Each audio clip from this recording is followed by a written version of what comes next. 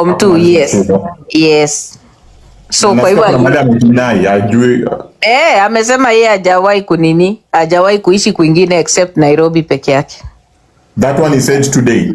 Yes, leo si amesema kwa simu, wameambia Jacqueline leo kwa simu eti hajawahi ishi kwingine except Nyeri na Nairobi peke yake. I hope that was recorded. Iko kwa recording. Si amesema hivyo. Na hii ni interview ya NTV, si ni yeye ako hapo kwa video. I can send it to you. This video has a lot on Kanyari. I can send it to you. Na najua wanaenda kujidelete. What?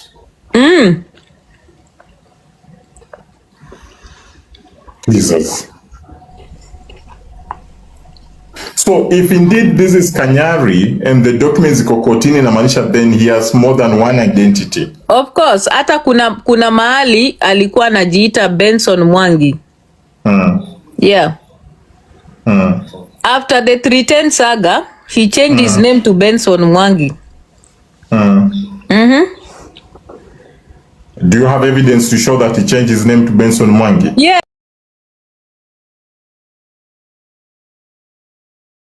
Hello guys, it's your girl Patience Status. Welcome and welcome back to my YouTube channel. If it's your first time here, make sure you hit the subscription box and put on the notification bell so that you're not any time I post a new video. Remember, I'm the queen of online gossip. So welcome to today's video. Don't forget to give it a like and leave a comment on the comment section.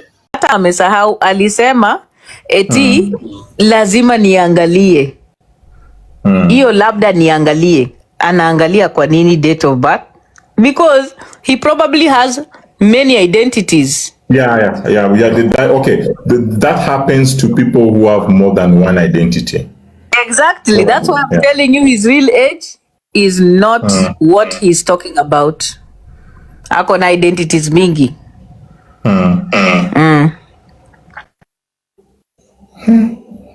But me, I have to do some due diligence tomorrow and confirm. I will. What? Kidogo pali aliongea hapo kwa NTV. Skiza. Shepevu and The Inside Story, two of the most prominent investigative shows at the time. They revealed that Kanyari was not the holy man he claimed to be. Instead, he was a con artist who used his followers' trust and faith to make money. Kanyari tricked his followers and used fake miracles to make it look like he had special powers. The investigations left many viewers shocked, seeing how Kanyari had taken advantage of their faith and struggles for his own benefit.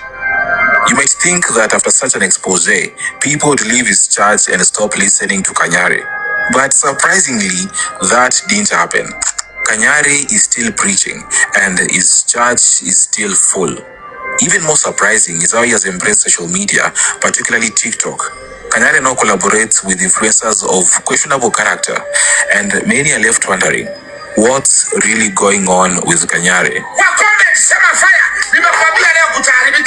Introducing the X. Wewe ngoja usikie hiyo part yenye anaongea pali anatoka.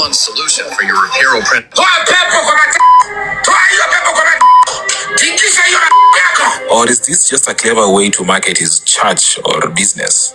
Let's look at some of his videos. Some in poor taste, especially for a pastor. Anyway, let's go back to where this all began. The past history of Prophet Victor Kanyari Mwangi, including his education and early childhood, is not well known because he rarely discusses it.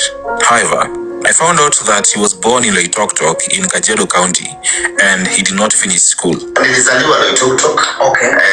Loitoktok, Kajiado County. Okay. Alipozaliwa Loitoktok nikasomea chef up to form 2. Mimi sikumaliza shule. Kanyari's father was a police inspector and his mother was a pastor, a path he would later follow. In an interview, he revealed that his first job was loading construction stones onto a lorry before he entered the gospel world. My first ilikuwa kuweka mawe ndani ya lori. According to Kanyari, he started his first church in Kawangware. There, he found support from many people, especially women, who helped his ministry to grow. Nikapata wamama ambao they were ready to sacrifice their lives because of walikuwa wanachukua mpaka loan ya bank kwa ajili yangu. Mpaka leo hii Now, Kenyans first learned about Kanyari's family when his mother, Lucy Nduta, was arrested many years ago. Her arrest got a lot of media attention because she was accused of fake faith healing. Lucy Nduta was a self-proclaimed prophetess who claimed that she could cure serious illnesses like cancer and AIDS through her spiritual practices. This event marked an important moment for the family, putting them in the public eye, and his son, Victor Kanyari, was there to support her. All the miracles took place at this place, the Salvation Healing Ministries, which was registered in 2004. After Lucy Nduta was arrested and taken to court, the ministry, remember, had to continue operating. Her son, Victor Kanyari Mwangi, stepped in to take over the healing business. Kanyari took the church to the next level, making it even bigger and more influential than it had been under his mother's leadership. Umesikia? You see the roots of Kanyari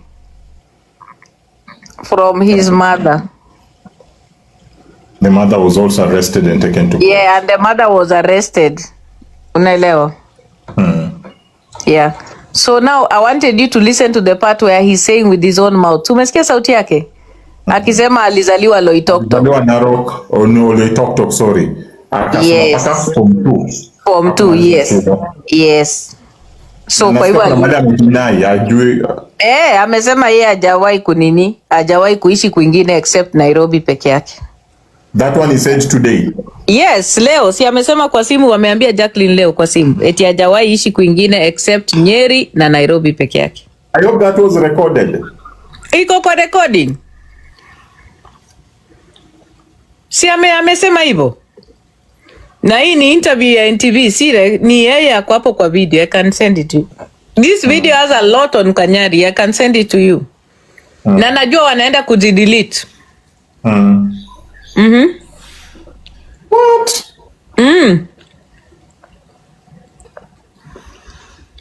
Jesus.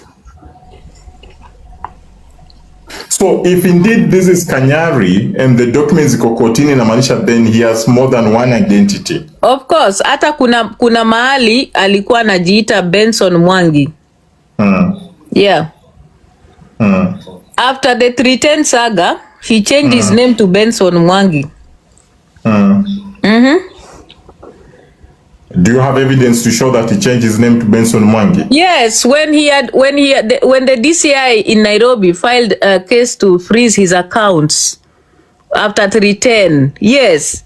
The court document, the document is showing alias Mwangi, Pastor Mwangi, Ban Mwangi. Yes. Ziko. And now he's Victor Kanyari. Yep.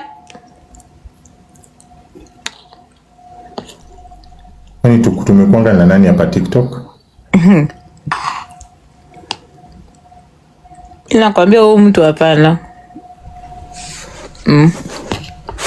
Kama alizaliwa hiyo Narok hospitali yenye alizaliwa, hata records zake ziko kwa hospitali, because if you're born in an hospital your records must remain there.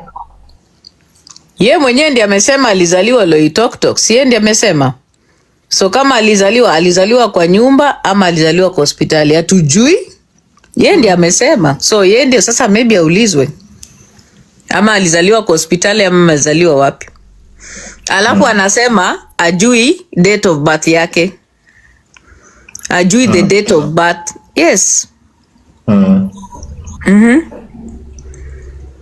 Ebu sikia, kwa mtu ameandika hapo kwa Star TV alikuwa anajiita Jackson Mwangi.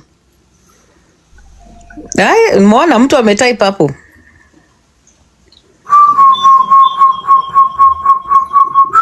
So why is he out? If he was like, if indeed this is Kanyari na alikuwa ameshikwa, alikuwa ndani, inafaa kwa prison, why is he out? That is the big question. You know, someone even told me that in 2022 Kanyari was in committee. Nimeshtuka. Ati he went to committee for some time in 2022. For these charges? Yeah, so I'm like, what the hell? What happened? How did he get out? So something foul is happening. Kama ni kamiti, lazima kamiti kuwe na record zake pia.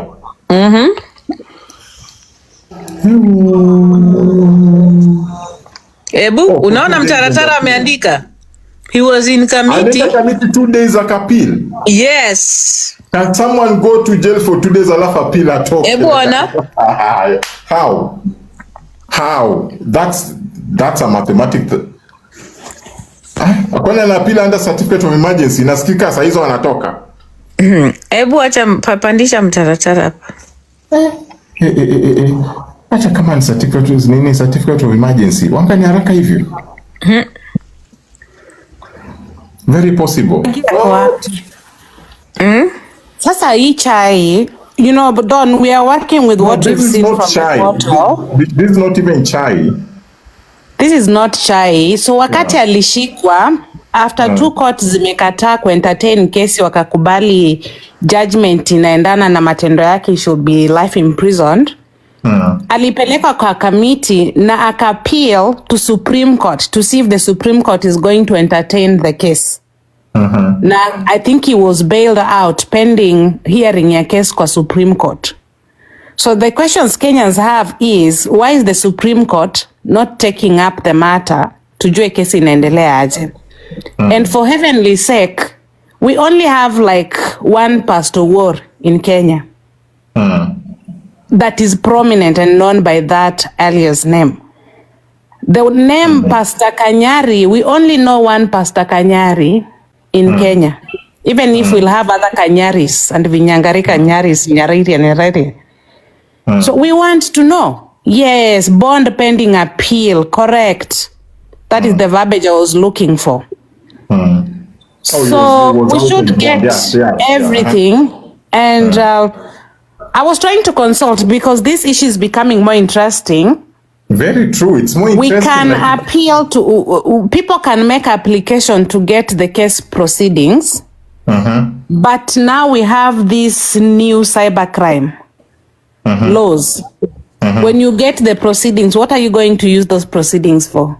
And that's why I'm even saying we really need to be very careful how we analyze these things. Even me myself, I said we have to do some due diligence to confirm if indeed this is the kind of we'll get the things that we need, we'll get those things. So this case is very interesting. If someone lied is able to treat HIV and tell women to assume different positions of ulemavu and say they'd received a miracle, what makes Kenyans today to defend an alias Kanyari whose names wamesema anaitwa Jackson Paylan, ati huyo sio yeye? And this case of ubakaji, it was even aired in media. Many house medias aired, yes, in 2017. Yes. You have recordings of that. Can you go? Yes, we can get them. Yes, we can get them. You can get them. Have you gotten them? Because for you to say it this, is there. It is there, and don't just give me homework to do it for you alone. Tushikane wa Kenya pamoja kwa nguvu tupate hizi vitu. You get? And the mother, kumbuka mama yake alishikwa with a dead body. Mama ya Kanyari. These are the reasons why alishikwa kapelekwa kotini yenye dia amesema. Yes, with a dead body. It is a family of very funny demeanor. What? Kwani ukumbuki kijana brother ya Kanyari akisema leo eti yeye anaweza kufuata nini jana, eti yeye kama ni X anakimbiza na panga, alafu akaita Betty eti super glue. He said that boldly. He said that yeye ex wake anafuatanga na panga. What? Mama ya Kanyari si alienda jela?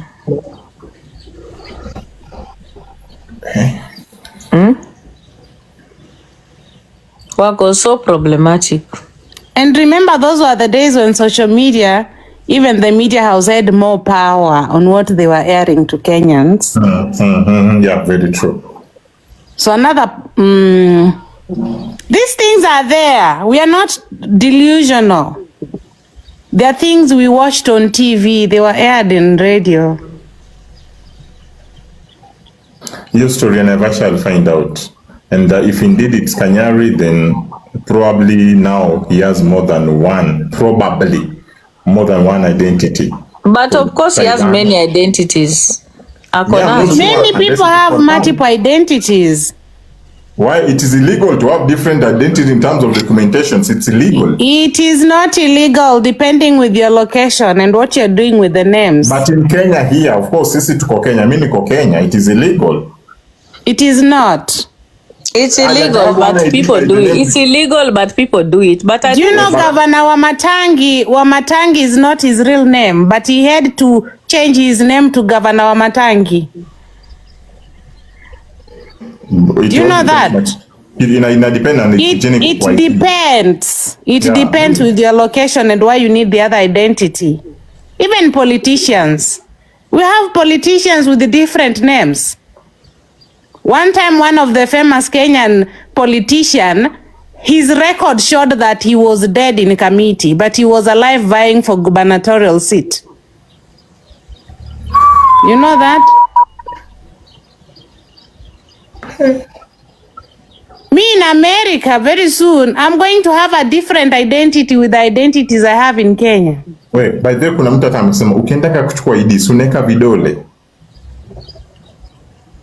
Kenyan, if I was in Somalia and I saw Somalians being given Kenyan passport, claiming they were Kenyans, what do you think is not possible in Kenya, Don? Yeah, I'm asking you a free question. That's what I'm saying. It is possible, yes, but people do it illegally. Ukipatikana is punishable by law. Of course, ukipatikana, but sasa watu wanalipanga. But people pay this. If one identity na amepatikana, hiyo pia ni hatia ingine. Yeah, of course. That's unasema kuna swearing affidavit, and I know of Somalians, skiza Don, I know of Somalians who have the Kenyan passport given from the immigration office of Kenya, wakidanganya hao ni wa Kenya. Corruption. Yes, and they were only paying 400,000 per person. What? Yes, and that is why Somalians now, they have opened businesses. I know of a Somali community that has businesses in Kenya, Apo Isili, with Kenyan passport, yet they are Somalians from Somali. You know? So everything is possible in Kenya. And it is a business they do. Historia Kanyari, I will follow it up. Yes, bora uko na pesa. I will follow it up because if indeed,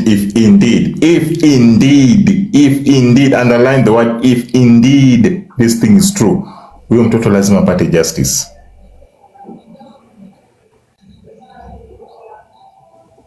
When do we want to know kama ni kweli, mbona jina ni Paylan na huko venye tumesikia Kanyari amepigwa amesema jina yake sijui. Amesema Victor Kanyari who? Venye alipigwa na huyo nani, alisema Victor Kanyari angoa? Mwangi, Victor Kanyari Mwangi. So for me, I've seen corruption of Kenyan identity when I was in a foreign land working there taking place. Nobody can tell me that the Kenyan passport or identity is protected. It's not. It's not. It is not protected. Wewe mwenye unaleta hapo kabila kwa comment section, acha tukume penye kwa kwe. I even have a contact of a head of a immigration officer in that business of selling Kenyan passport to Somalians and giving them legitimate passport of Kenyans. So Kenya is a system of majambazi. If you know one of those cases and you have proof, so unisukumia hata moja. Unisukumia hata moja. Haya. Kenya, everything is possible.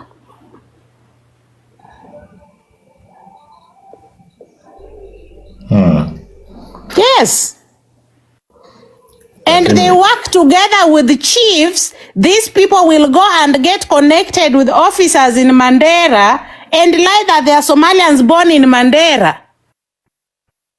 Huh? And they will come and pretend they cannot even speak little small Swahili. Huh? They have I have an issue that I know someone who has more than one passport. Na wacha nikiconfirm hiyo by kesho kutwa nitabelieve hizi vitu ni kweli. It is true.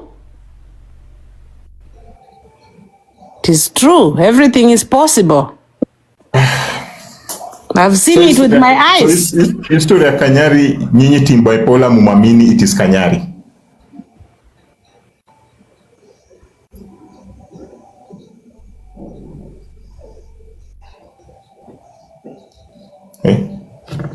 Mmekuwa bubu tena. Whom are you asking? What are you asking? Like, hii story ya Kanyari nyinyi team bipolar mumamini it is true. This indeed it is Kanyari. Hakuna amekuwa na kesi kotini alibaka mtoto. We have seen Jackson Pailan aka Pastor Kanyari. So which Kanyari are you talking about? But you've not confirmed if indeed it's him.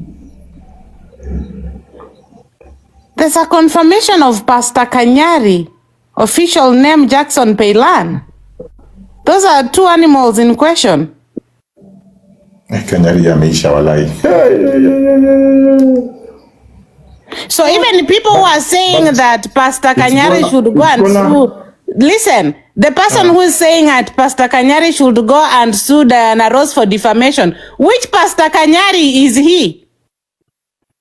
Which he's Kanyari which?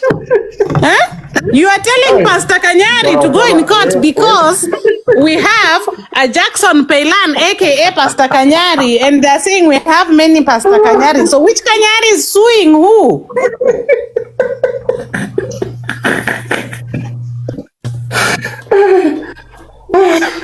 Huh? You want someone to cook himself? Yes. So how is he going to court to say I'm not Pastor Kanyari, but now the document says Jackson Pailan Pastor Kanyari? Okay. Mshakuwa confused, si ndio?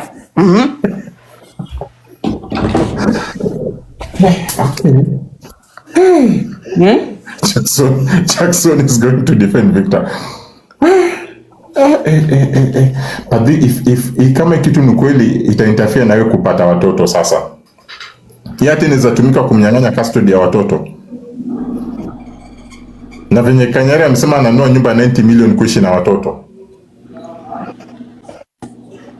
Who cares? Is he not the same man who lied paying a bail of 300,000 for Kawira when he only paid 50,000? Ayona alidanganya, teo niliambia watu alidanganya. Sasa how can you believe same man about 90 million purchase of a house? Is that not content creation? Yona alidanganya kwa pulpit ya church. Historia koloni najua yote 100% hapa paka na polisi, all the happenings there. Yona hata nilishangaa nikasema ai mbona Kanyari, but hiyo nayo ndio kitu ilifanya nikashangaa like wewe ulikanyari lie. But another thing that nimesikia Diana akicheza from his own mouth, hiyo ni sound ya Pastor Kanyari. Huyo Kanyari alizalolo talk na kasoma huko paka from 2. Though I didn't listen when Lady Jacqueline was calling him, but the alcohol guy said that Lady Jacqueline alimcall akasema hata ajaishi lo talk.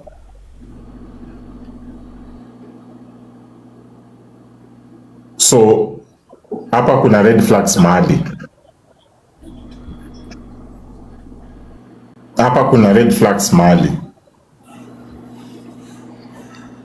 So those who want to go to court for Kanyari's defamation, give us the Kanyari. Is it the Jackson Pailan going to sue in court? We are in jurisdiction that entertains lawsuits. People are never afraid to go to court or attend any. And then we have the help of the mutual legal assistance for Kenyans who are nini. From Taratara. So indeed now, okay, from what I know, reading from the documents that I have here, which means he appealed. This is an appeal case going on. It should be an ongoing case. It was already dismissed. What you are having maybe is already dismissed.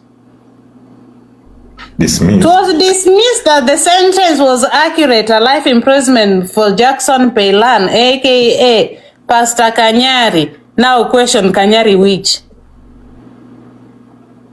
I'm coming here with full informations tomorrow. Trust me. Same time. By saa 4:30 nitakuwa nimefungua live na hiyo confirmation kesho. Okay. Yeah. Kesho. I want to talk about something that I'm sure. Kitu niko sure now 100%. Nikipata hizi vitu zimekuwa deleted. So, ukienda huko Nakuru kwa hiyo rafiki yako, ask your friend for proceedings. You can only confirm from the proceedings. Yeah, but with now the cybercrime proceedings, you can make applications and get the proceedings. What if it is him? He can as well go back and sue you for using those proceedings for trolling on social media. That is how the cybercrime law comes in. Yeah, right. You think I'll open a live and just be careless? No. That's why I have not even castigated him, Miss Jasemani. But Kenyans want evidence. We want evidence of those proceedings you are going to bring. Me, I will come. When it comes out to giving such information, and you know when you give an information, if it is truth, there's nothing that can be used on you. Yeah. But your story imenishtua.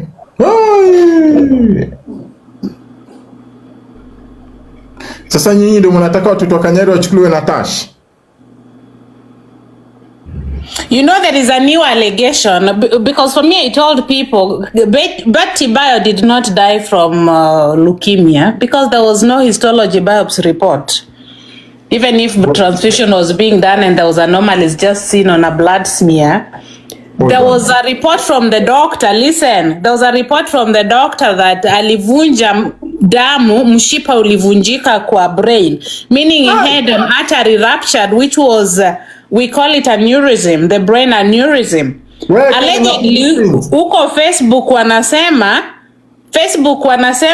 Tash allegedly alimchapa na chupa akiomba 50 million ya kununua new truck, and there is a lot going on.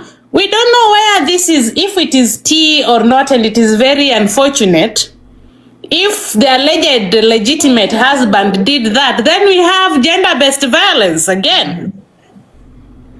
This is allegations that I have no proof. Autopsy ya delete imetoka, umesikia? We have not had anyone talking of an autopsy being done, but we had a narrative from Dr. Nderitu. There was a narrative from So it is just very sad if TikTokers or socialites are now being paid to bring up stories that are not there, which is also not healthy for the children.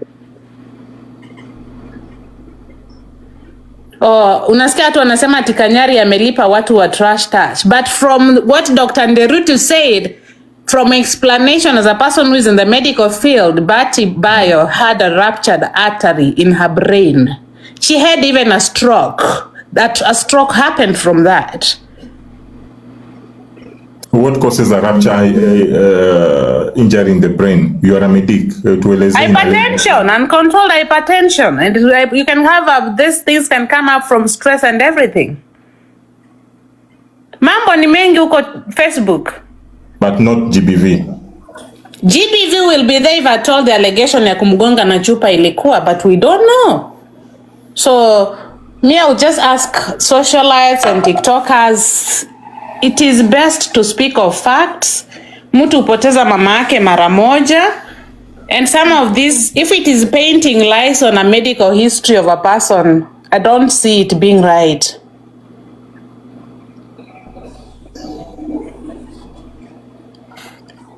It is very unfortunate. It was never leukemia as we knew before. We all know for us to say there was any cancer, we need a biopsy. Tissue is the issue. Cancer is a rumor. Tissue is the issue.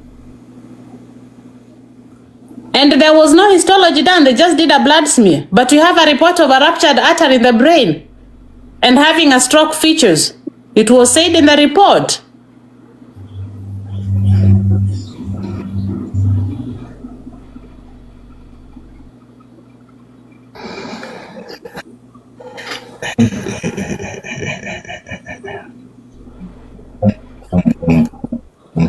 Unasikia, it is just a lot. Atalimugonga aka-fly back to US.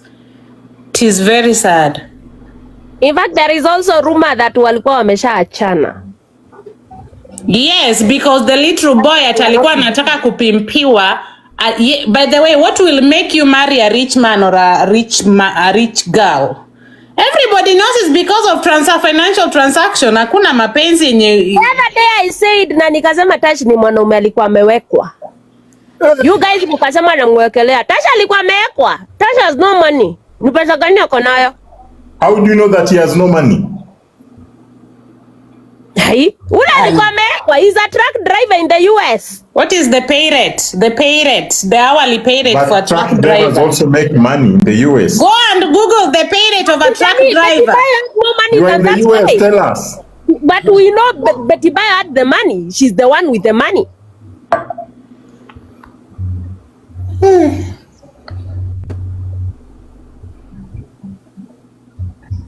I think more will come out. I think even the children might start speaking at some point.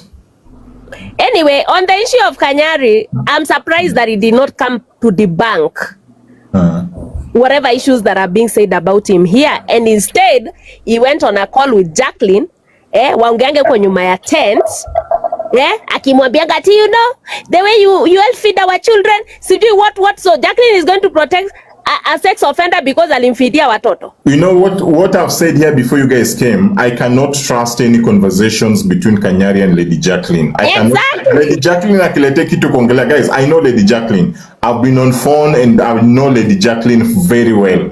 Ndio maana mnaona siku za toila. Mimi ninajua Lady Jacqueline nzuri. Lady Jacqueline will blackmail Kanyari. Yes. Ata blackmail Kanyari vizuri na hizo vitu, na Kanyari mmoja atatoboka.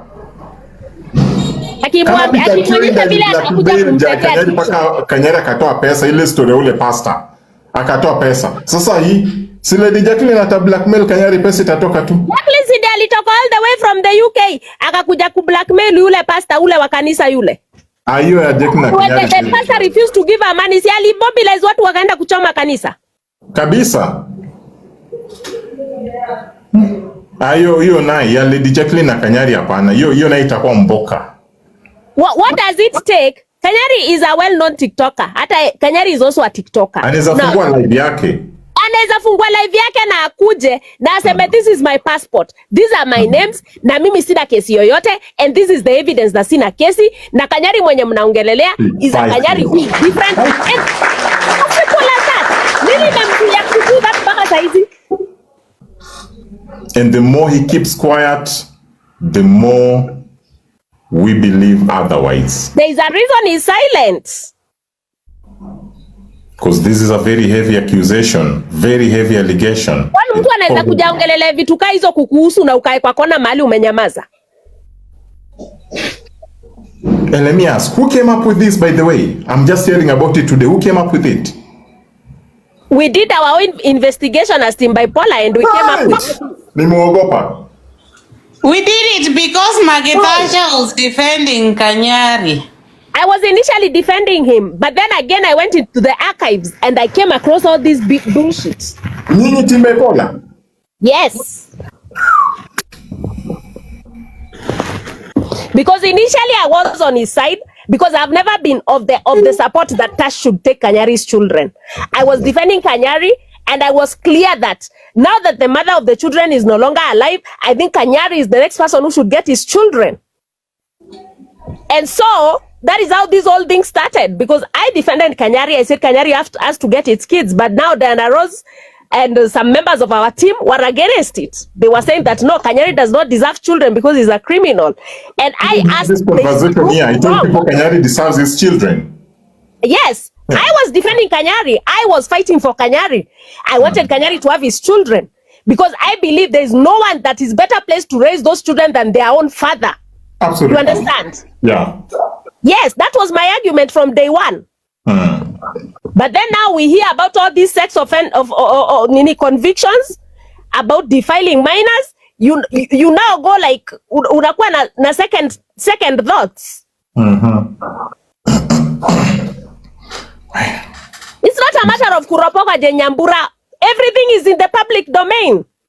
And that's why I'm even saying, don't just talk. if this case was there and it was never decided, it was never followed up, nikakuwa dismissed on grounds that we don't even understand, you see, he shouldn't even be, if, and I'm saying if, then he shouldn't even be allowed to be close to the kids. Anywhere close to the kids. And that is why Kanyari needed to open his own life. Very true. And defend himself if really is innocent. Why is it mbona wanapigiana masimu huko nyuma ya tent na Jacqueline?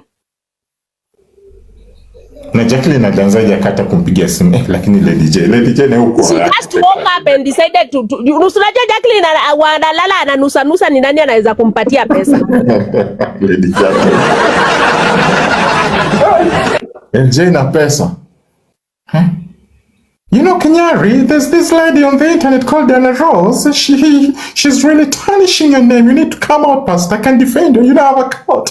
I have a court. We can talk about this and get even 10,000 viewers. You know, we need to help you, Kanyari. Kidogo. Hey, tafadhali saidia mimi kabisa. Saidia mimi hata nitazidi kusaidia shule. Unaelewa? Hapo kunoma.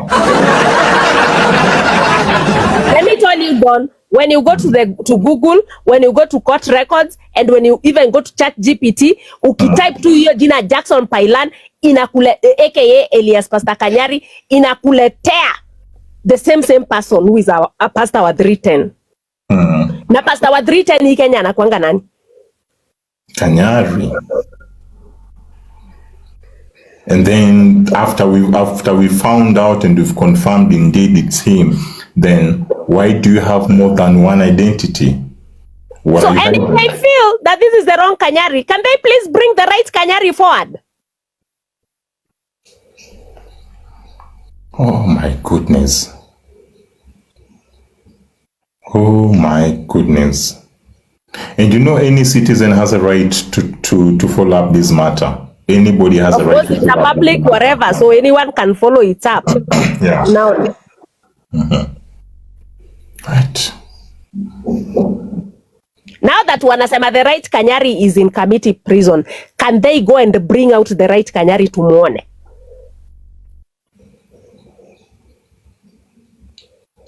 What? Muhatsi, endeni mulete the right Kanyari, tuko hapa tunangoja. What? Enda mulete the right Kanyari. And we shall take back our words.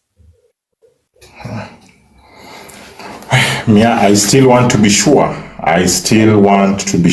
My heart is heavy. My heart is down. My head is spinning around, turning around, until I confirm that indeed I've left a little girl in Kingston Town.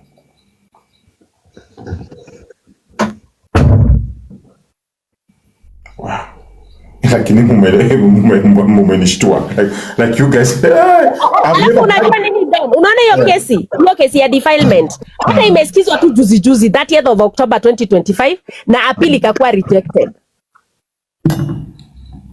Kama hii appeal imekuwa rejected inamaanisha the verdict still stands. Yes, the initial verdict stands. Yeah. So kama mkijipaende jela Jacqueline wanasema the Kanyari involved in the case ako committee. Can they please go? Have they confirmed? Yeah. Have they confirmed? My question is, and this is why Indo Saso Shida Jacqueline. Have they confirmed indeed that person is in committee? Have they verified?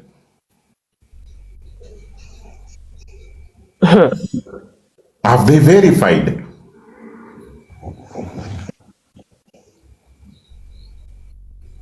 Ako committee where? Have you guys seen? They could have even taken their time. Hata wangekuja ni kitu kesho, watumie the whole of yesterday ku verify. Then wakuje usikwambie guys indeed this person ako committee, it is not Kanyari, it's blah blah blah blah blah blah blah blah. Muhasi, we don't want to hear about documents that you have a Kanyari in whatever in prison at the document. We want to see that Kanyari. Enda kesho committee utuonyeshe huyo Kanyari. No, hey, Mwatsi is saying that we have a document that has confirmed he is in committee. No, that's a serious statement. That's a serious statement. Where did you get the document? So say your document. every opinion matters. And I always say we cannot... Don, hata River Road kuna documents. Even Google knows Kanyari. Well, Mwatsi, what's the source of your document? Mwambie apande hapa akupe hiyo document. Nimemwinvite. Asipokuja, then you are a coward. Hapa we always have a conversation. Like right now nilikuwa nina disagree na watu until tunaweza disagree baadaye. Nimempandisha. Mimi nasemanga watu kama mko wakisema vitu kwa chini kwa pandisha, if they can't come up then they are cowards. Wengine wanakuanga good warriors. Kanisa mtu hapa aongea hawezi. Hiyo ndio shida ya watu wengi hapa hivi. Kama uko sure information unajiamini, come out and speak. Like the ladies here wamejiamini. Unaona, Don King, fine. They said we are alleging, we are lying. Can they please come with evidence that we are lying? Anybody mwenye anaweza counter allegations zao with your anybody mwenye uko na something to show that can counter what they are saying.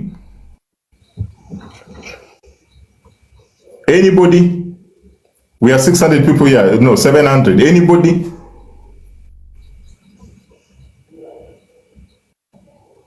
Nobody. Team bipolar ni muogopa. Ninyi mnaweza nitafuta paka kwa kitanda ya kwangu. We are not interested. Then why are you here listening to these stories? Sasa nikikuuliza ulizaliwa lini? Do you have to think about it? 19 You definitely don't have to think about your date of birth. So the moment I ask your date of birth and you need to think about it, then definitely that's a red flag. Yeah, that's a red flag. Definitely, that's a red flag. Yeah. That's a red flag. Hey, Di Martins, hey, koma. Mimi nilizaliwa 1970s huko wewe. But we shall verify. I'm taking I will look into it. I have people that I can talk to pale 1 2 3. Tutajua huyu ni yeye ama I'm going to confirm my date of birth.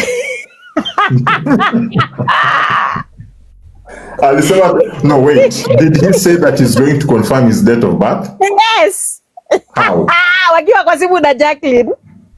How old is Kanyari? Is Kanyari 70s, 80s? The hell? He said that, guys? Yes. Ask comment section. No, anasema no, he did not. Si recording iko. Bloggers already walishachukua recording. Don, recording iko.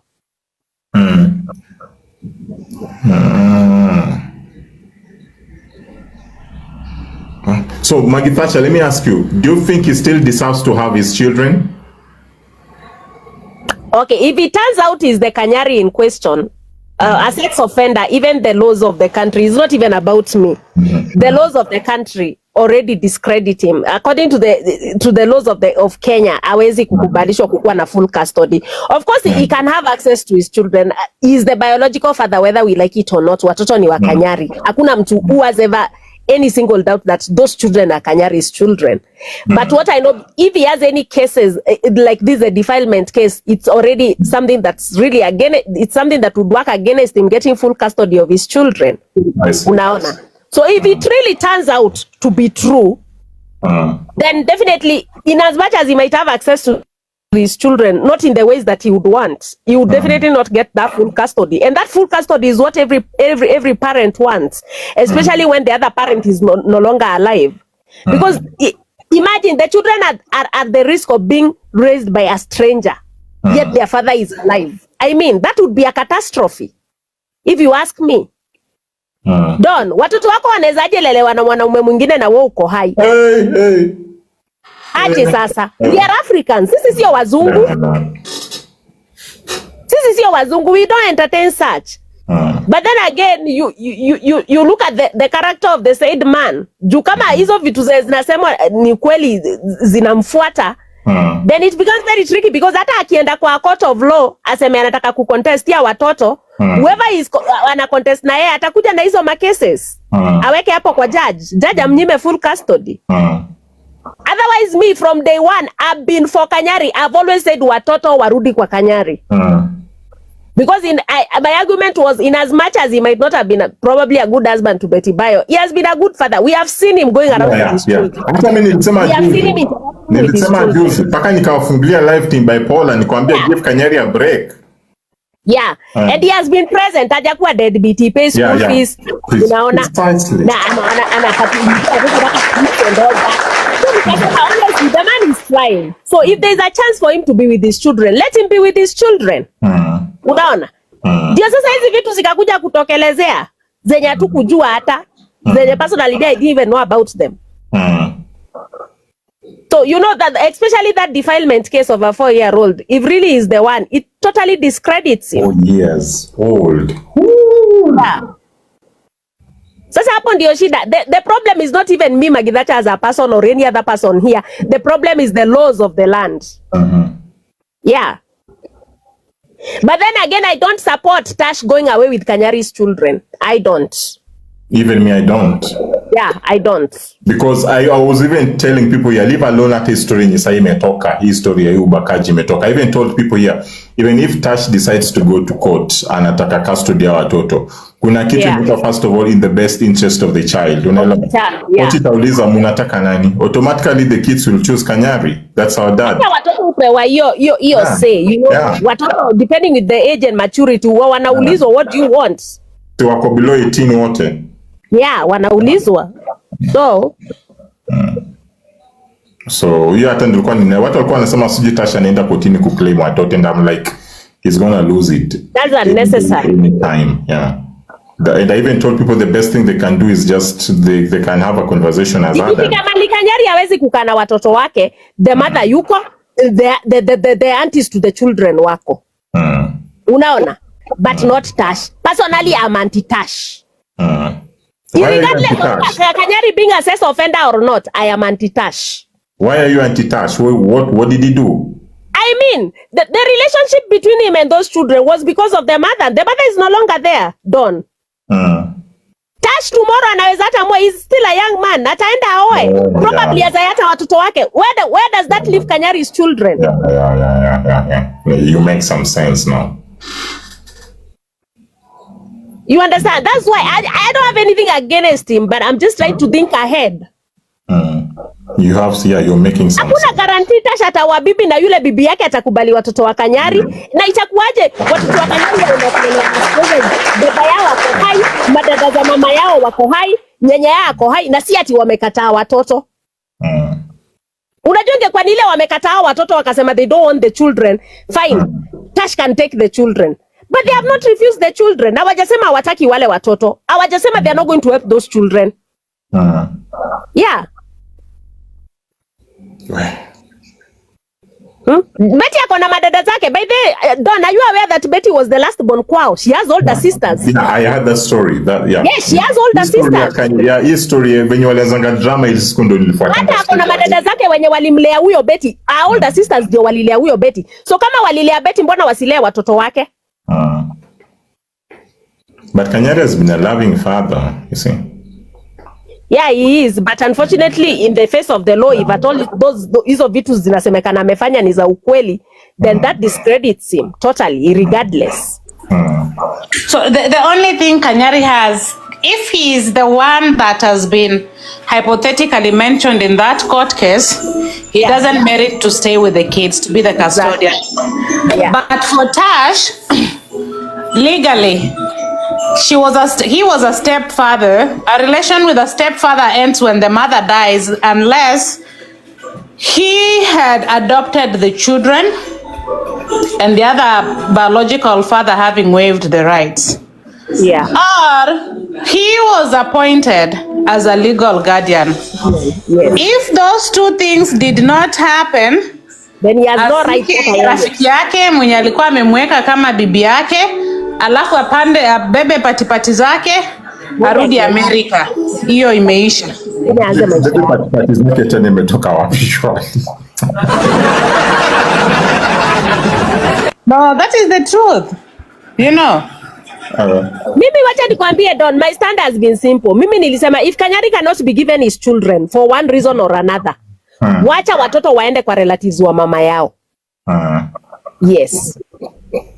Wacha Kanyari asaidia watoto basi wakiwa na relatives wa mama yao.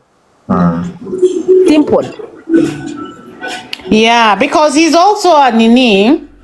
I allegedly he has 2 kids in America. I'm not sure.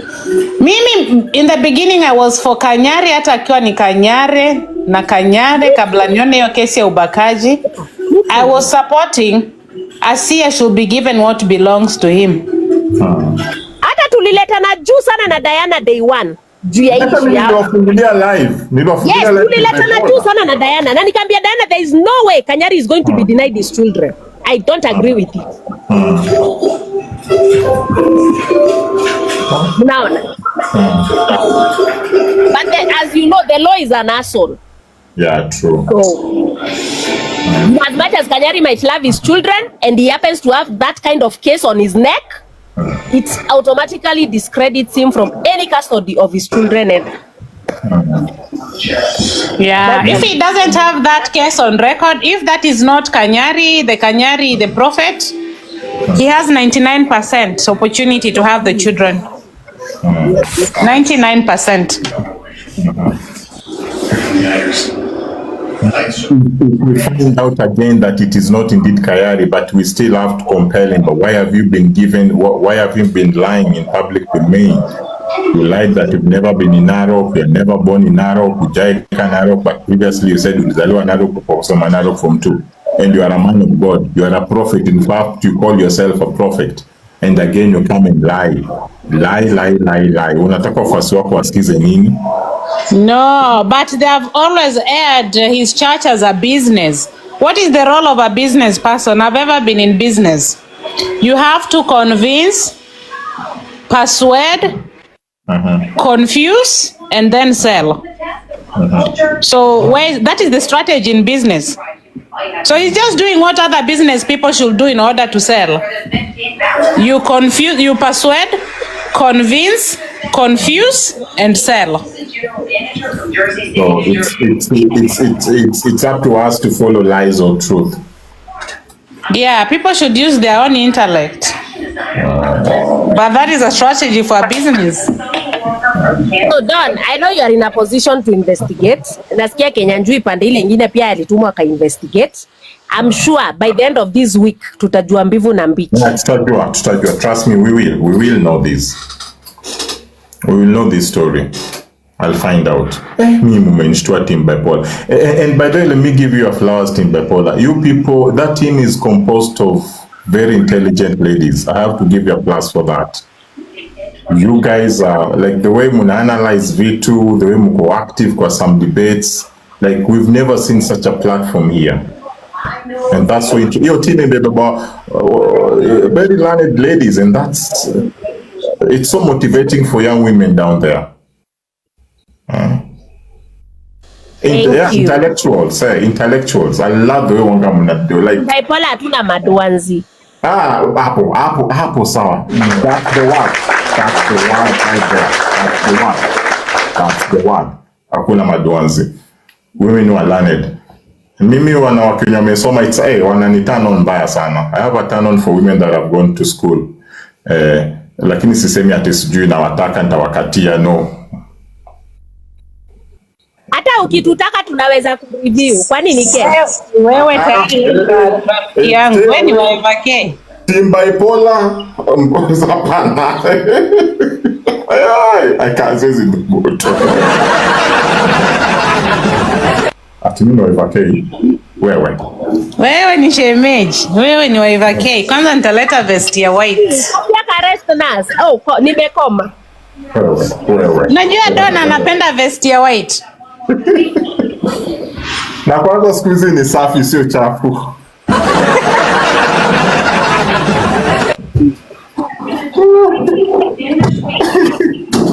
Siku hizi ni safi mbaya sana.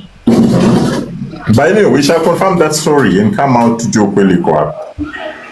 Yeah, if that story is a mistaken identity, Kanyari will get his children kabla ya macheo.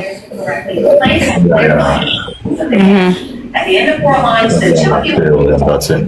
From Taratara, how is everything going on with you? Like, are you okay?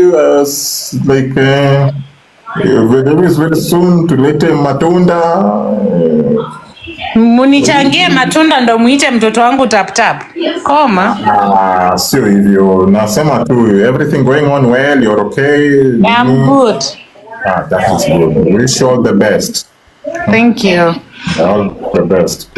Kunywa supu mzuri na usikumbuke moja pia kuna stages hiyo nini ukikuwa na usisahau ile nini. Moja pia inatengeleza mtoto vizuri masikio nini. Make sure mask. Ifuoga. No, just all the best. All the best, my friend. You can sing it out loud. Hiya. It was good having you guys around. Thank you so much. I appreciate it. You guys continue doing a good job. Unajua siku hizi Don amekuwa gamer. Na hata mkujingi kunitumia roses. Tutakuja kutuma roses. Di kwani unaenda hapa juu Dana Rose amka tuende home. Kuna nini mupromote bipolar si hata munini msimoja mupromote your fellow intellect Nyanginya Lego. She's doing a good job. Akona merchandise anauza, alafu hiyo fans inaende nasaidia wao the ladies wenye wamefungulia biashara. I've decided also to promote her. I'm promoting her by getting yeah, hii ni yake, hii ni Nyanginya Lego, hii ni yake. Yeah, kuna kofia kupaka na t-shirts na anakuja na water bottles pretty soon. Lakini Don, unajua unafanana na ex mpoa wangu. Baka umefanya nimeanza kummiss. Nakumbuka tukimwona kwa video. Ama ni brother yake. Ama ni brother ya Don. Alikuwa Mjaluo. Are you related? Ama ni Don mwenyewe. Uliza mtaratara. Anafanana na wewe. Anafanana na ama ni yeye ulikuwa una date Don mko TikTok wote alafu mnasauliana. Unaonekana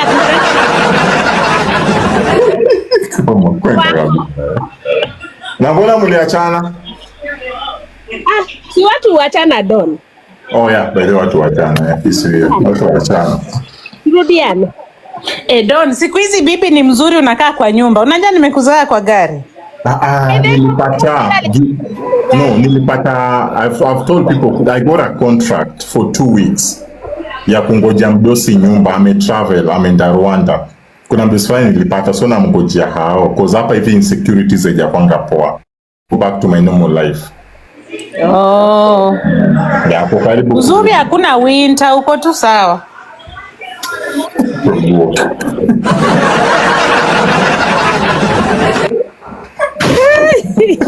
Nilita nasikia kwa karibu kwa nyorosha huko. Yeah, imeanza iko karibu. Imeanza kupiga somersault. So December kuanguka nayo. All the best. Hiyo ndio sasa time watu hizo ndio time watu wengi wanapata mimba huko, si ndio? Mimba which? How? Hata wewe si winter ama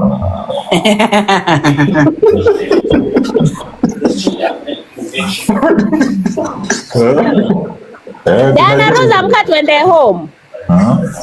Twende home mama Dona tuangushe pungulu. Mka amelala hapa. Don't tuangushe. Don't tuangushe. Basi sasa shida ni aende anguke sijui wapi. Hizo anguka kwa by the way. Niliona Dana aliombeana msamaha na Mwakio. I was like, wow. Walisameana. Waliamua peace is better than war. Oh, that was like, I was like, yo, wow, okay. Interesting. Yeah, that was an interesting. Alafu kwanza mtaratara kwa acha niachane na Dana. Wewe mimi kitu ilinishtua mtaratara. Hey. Texting with Jeffrey Epstein during a hearing. Mtaratara ni recruiti. Using that for questioning during a Watu waliamua peace is better than war. Mimi niliona, nilishtuka paka roho yangu ikaenda hivi. Ilikuwa tu hivi. Atukutana and very pretty were friends initially anyway. Yeah, but paka nikashangaa then nikashangaa paka Mtaratara was like one of the MVPs huko. Paka nikaona Diana kwa hapo hivyo nikasema yenyewe TikTok. Yeah, TikTok iko kama politics, hakunanga permanent enemies. Na ule rafiki yenyu wengine watu wamekata kwenda kuomba msamaha. Kwani nini mbaya na yeye? I have not mentioned anybody's name. Which one? Niliona Don. What's happening? You guys are making peace left, right. But I like the home truths zenye ulipatiana. I like the home truths zenye ulipatiana. You didn't mince your words. If you guys are making peace, it's good. Wishing you guys all the best. And then other people can emulate you guys. Kama politics za Kenya. Unaona politics za Kenya? Hivyo ndio TikTok inakuanga. Yeah, very true, yeah. Kuna mtu alikuwa anasema hapa, was it last week, like hii TikTok ni kama Kenya politics. Yes. Yawa siasa tu ya Kenya. No permanent friends, no permanent enemies. Yes. Na mkiingilia vita za watu mtakwama hapo.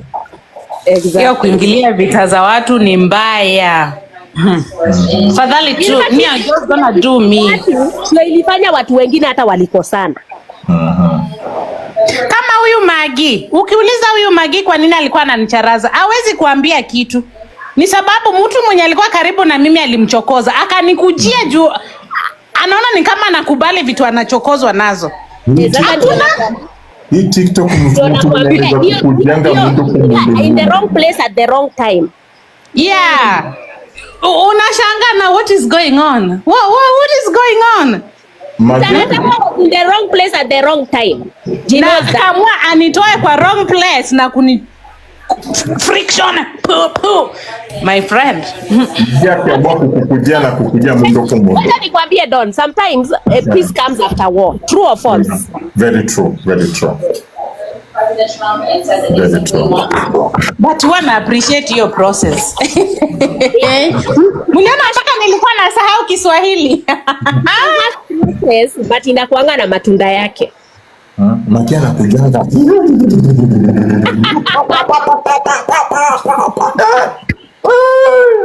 Ni kome. Makia nendaka na fieka kufika. Wezi mwambia eni. Ni live. Nimekwambia TikTok ni Kenyan politics. But I always love and admire your confidence. Yeah, welcome. Yeah. Magia kicharaza anaendanga anashika matiti na panda juu na dera ina nini? Wewe umepanga tu na charaza na dera peke yake. Tumnunulie t-shirt. Hadi mtaniua. Or something.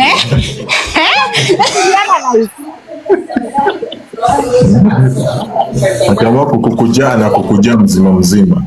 Magi the caterpillar. Oh, yeye ni caterpillar. We, niliitwa T9. Mimi sasa hivi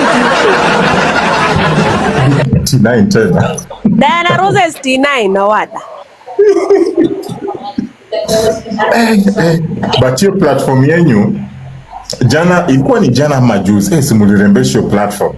We, kila team team by Paul. It was looking so beautiful and so elegant, maze.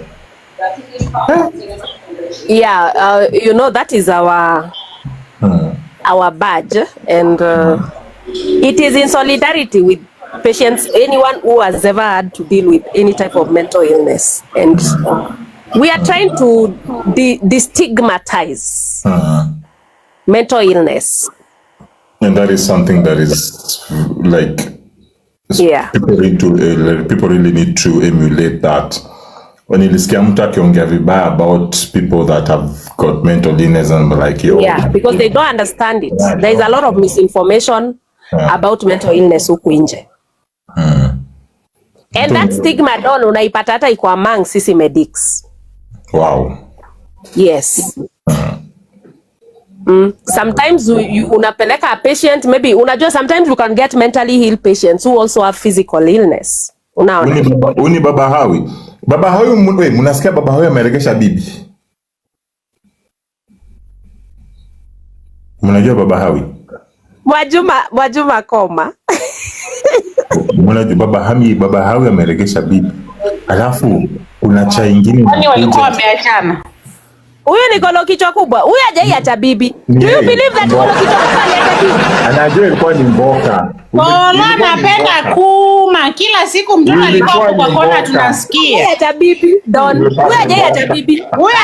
Huyu anapenda kuma. Hadi unabidi akicheza mboka ilikuwa inaingia iliuma Kolo karibu akufe. Huyu ameenda Umalaya huko abacha mimi ni single father hapa. Nateseka na mtoto. Imagine. Kolo alikuwa anakula mpaka chakula ya juala. Bibi akatakatiwa watermelon asubuhi na nani? Hiyo watermelon ilipotea kwa hiyo nyumba. Hatukuonanga watermelon. Nani atakata watermelon? Karibu apate malnutrition. Hebu tusalamie Mama Hawi. Mama Hawi yako imepotea? Hapa. Amefika chini ya kiti msione. Aendelee na mbo. Jana niulizwa wakati tunaweza salema Mama Hawi. Sali tu si watu. Hata na daje. Kopiti. I just want to weigh in my opinion, my 1 cent opinion on what have been discussed. I've been here for the longest time. Uliona nikiingia. And communications with foreign intelligence, correct? mambo ni mengi, ni venye mengine hata siwezi sema hapo, lakini what I know is simple. Tuseme inbox. Number one is that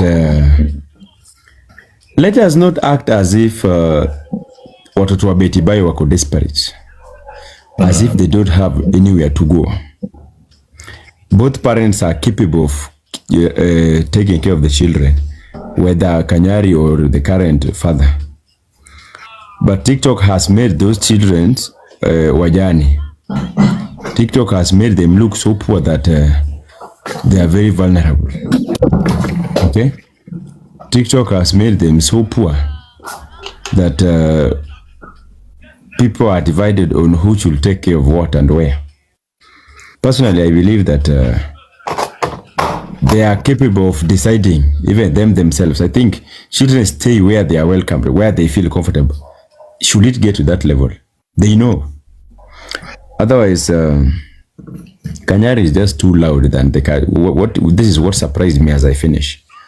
That kumbe siku hizi ukiolewa na uache bwana mwenye umezaa naye, huyu bwana umezaa naye akona sauti kuliko bwana mwenye uko naye saa hii. He is the most bereaved. You know, on this matter, I was surprised to hear how Kanyari has been responding to this issue since day one. He appears to be the most bereaved, even more than the current husband.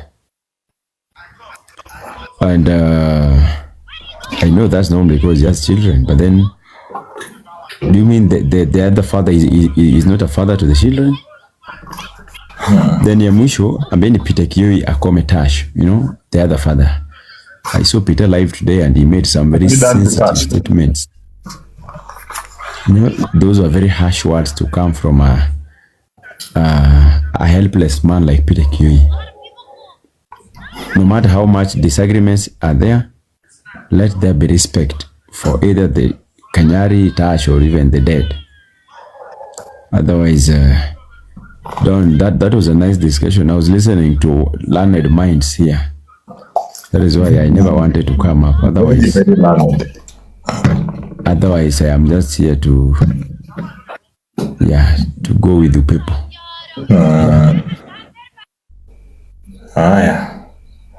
Sawa, Baba Hawi. And congratulations for bringing Mama Hawi back home.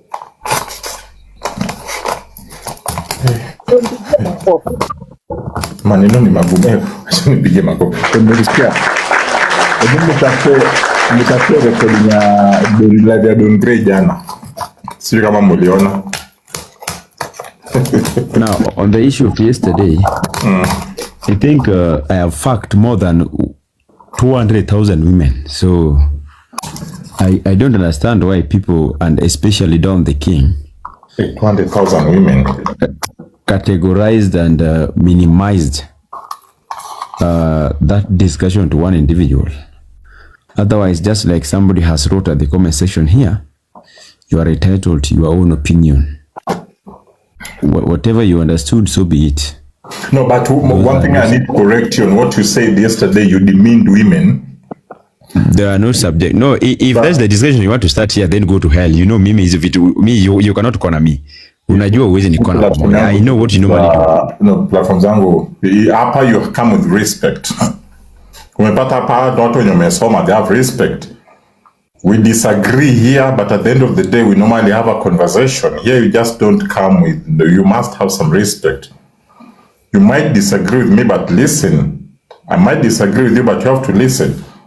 Niyo peleka kwa platform yako, hizo reasoning. Na kolo watermelon ni kama mko na beef. Hapana. No, it is not. You know the problem. No, guys, I normally don't have beef with anybody, Magitha. Kwani mlijongeana? I like having discussions. Umejua shida ya watu kama hawa. Ukisha disagree naye kidogo, kama mamako, matako, papa, you know, it's so disgusting. What he said yesterday, kuna kitu kwa anasema, sijui kuna alipata mtu, sijui kuna sponsor wake mwingine alipata pa TikTok na venye alienda kukula tuko chini ilikuwa inanuka, hajanyoa. So ndio nakwambia, like when you are saying that, like you are really demeaning women and it's not good. No. So when you tell him that, ataanza kama mamako, taka, patako, sijui ni, this is someone who you can't have a conversation with him. So ikifika hivyo unamwambia, hapana, huyo enda zako, acha mimi nibaki zangu. Hii platform yangu iko na watu wawili watatu, we can always have a conversation. Na tunasonga mbele. Because yesterday what he said, and I was so surprised that Rachel was just there listening to a woman being disrespected. And you are there, umekaa kwa guest, unaangalia tu hivi. You cannot even tell that young man, hey, what you're doing is wrong. I'm a woman. You can't say that about women. Never. Yeah. Yeah, that was so disgusting. No. It was so wrong. So when you tell him that, hataki kusikiza, ataanza, matako, mamako, sijui nini. Sometimes, hata nimekuja hapa, nimesema team the bipolar, niliwafungulia live to disagree with what you people are saying. And I was never disrespect. We can always, hata mwenye Magi umesema you disagree, ulikuwa na disagree na Diana kwa hii story. Yes, we did. That's part of having a conversation. At the end of the day, hata kama tuja solve kitu, but hey, at least we talked about this. No. Umenisikiza, nimekusikiza, na we walked out peacefully without respecting the other person, without kutusiana. And that's the most important thing that we should be having in this platform. So hizi vitu zingine hizi. Na ndio nilikuwa ninaambia that your former friend pia. But yeye hapa wanataka kusikiza. Pandisha. Ukikuja unakuja na heshima. Hapa kunikosea heshima ni kwako, si hapa. Mimi bora upandisha ama uache ama ni drop. You know very well I don't care. But unapanda conversation as I was saying. What was I even saying? What was I saying?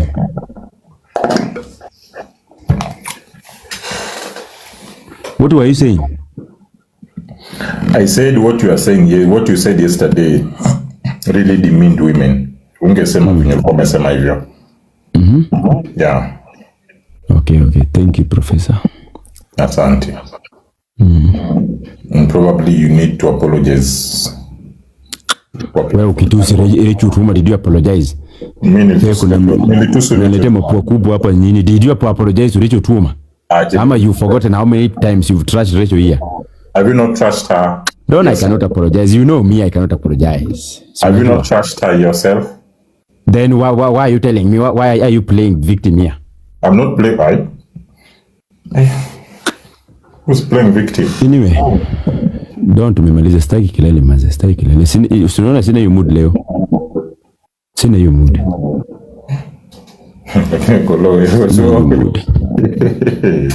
Mimi nikilea mtoto kama mwezi naweza piga kila siku. Sina hiyo mood maze. Haya, sawa, tumekusikiza. Hi guys, thank you so much. Mimi nataka kucheza mboka, nipate roses, alafu we call it a day. Sawa Don, wacha tushuke ucheze roses kiasi. Bye bye. Later. Thank you guys for being around. I appreciate it. But I drop. Kwani unadhani you're doing me a favor kwa kukuja hapa? Sisi tumezoea ile vyote watu watano. Watu wawili watatano tumezoea. You need do me a favor.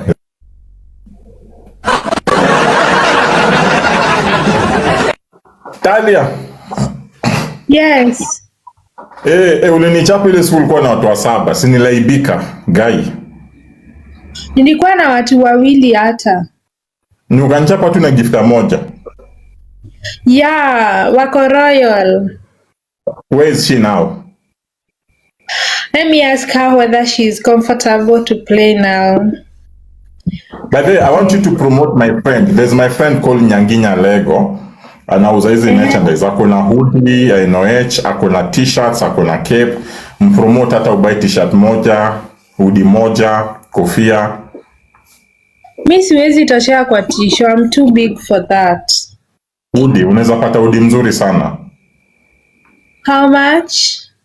I think hoodie is around 3.5 to 3, either 3K or 3.5, I don't know. Kwani inakuja na bwana? Misa mambo ndo nakuwa na pole, guy. How did it go? I was waiting for your text to confirm me. How did it go? No, hizi hoodie ni poa. Wait, ni hoodie fiti sana by the way. Sijaipata hoodie kama hii. Na nyumba yangu nalipanga 35. Wewe msilete. Peleka umaskini huko. Wewe wacha kunitumia. Peleka umaskini huko. Wewe jana tunacheza game hapa alafu unaepa. That was so disrespectful. Na huyu nani amesubua hapa juu? Huyu amevaa paka mkorogo. Yes. Wewe nyamaza, kuna mkorogo yako imepotea. Wewe ni wapi? Sai unijui? Huyu nani? Tuni msichana mwenye siku moja ulifukuzanga wakikuwa na kina nyakwa wakina nani? Wakikuwa na kina nini? Wakikuwa na kina Nyakwara. Wapi? Kuna time ulikuwa host, hata nilikuwa kwa comment section, ulimbongesha mbaya. Alikapole. Niliona nywele imeanza na katikati ya kichwa, so ndio maana sikujua ni wewe. Si Mungu watu wa mahakama ni safi, just wish her sometimes. Hata sema uko wapi? Mimi? Niko Mombasa. Niko na nyoka nitakuletea Mombasa. Nilete. Mbona unaonanga kila mtu ni mkorogo peke yake? Wewe umeupe au ni mkorogo? Mimi rafiki hakuna rafiki Nyakwara isa kosa kwa mkorogo. Sifanani? Sifanani. Uko sawa. Au unatumia ile ya kusugua? Mbona hii ya kusugua? Niteremsha bado. Ateremsha bado.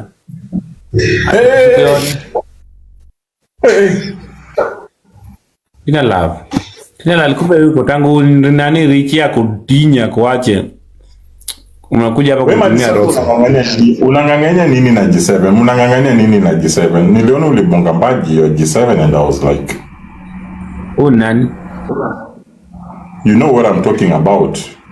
Who be that? You TikToker? Kama TikTok. No,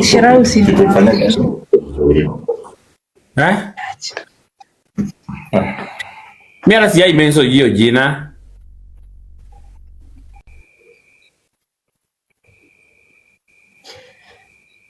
Mali safi, hebu ni follow back. Ulinitusi ile siku nikakuwa unfollow. Nilikuja huko nini Munyanduzi. Mmoja yule jamaa anaitwa Munyanduzi. Ulinitusi sana nikakuwa unfollow walai. Mimi na shida. Mimi na block watu kama 50 per day. Na bwana jina yako yendanangi na sura. Mbona nini? Mbona mwili yako iendagi na nini? Na nywele imeanza kwa kichwa katikati ya kichwa. Ujaona mwili bado pia imeanza huku juu. Bado Italian kama uko na kipara ama? Hiyo size ya mdomo ndio size ya kuna yako ama? Sasa kumbe imetoka wapi? Kwani uko na nini? Uko na kutu nikupee? Sasa kumbe imetoka wapi? Mimi na wewe. Mimi niingie kwa septic tank. Septic tank tena. Si ndio umebeba katika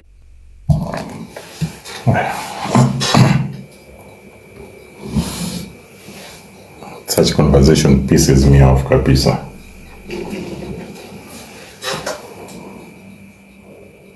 Utapata hata mtoto wake ni msichana. Huyu mtoto wake memeza ni msichana. Mimi hata most of these TikTokers.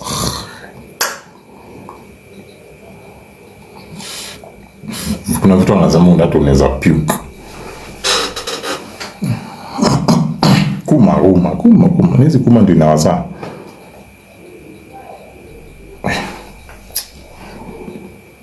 So disgusting.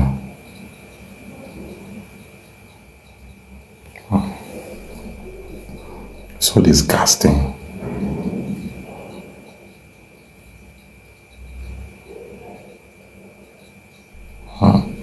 Sambavol. No, mi spendingi vitu zingine kabisa. I don't entertain some conversations. And that's when napatanga sometimes I disagree with people like Akina Collins, Akina King Master, nini.